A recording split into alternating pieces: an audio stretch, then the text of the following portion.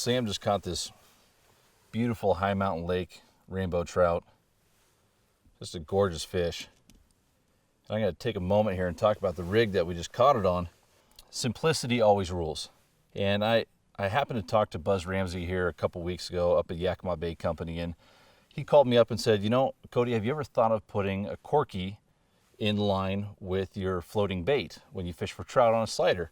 When Buzz and I talked through this a bit more, the concept here is that with this size 12 Corky and size 12 hook, it will help float it up a little bit higher by using a smaller bait. Now, why is that important? Well, a smaller bait, the fish can eat it better. And with this Corky, you can make sure that your gear is floating up off the bottom. The structure that we're fishing out here could be anywhere from the bigger rock like what we're seeing in this location, or compared to earlier in that weed line, having a Corky can be very, very helpful to make sure that your gear and your bait is staying above the weeds. If your gear is down in the weeds, you're not fishing. So why wouldn't we put a Corky to make sure that it floats it up?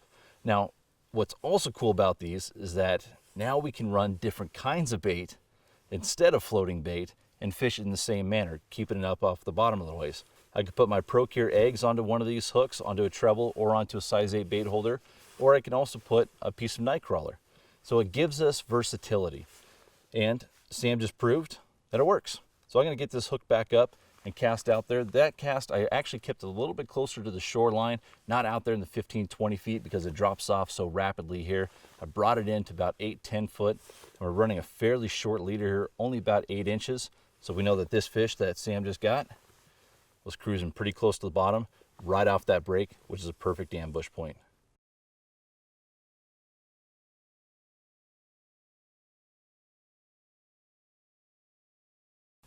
I'm going to show you exactly how we had this set up, how Sam caught that first fish there of our trip up here into the high Cascades.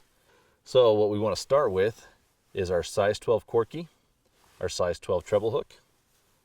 Creates a perfect balance in the right flotation. Then we just use our floating bait. I like using this floating bait that has a lot of contrast, a lot of different colors in it. Gets the fish's attention.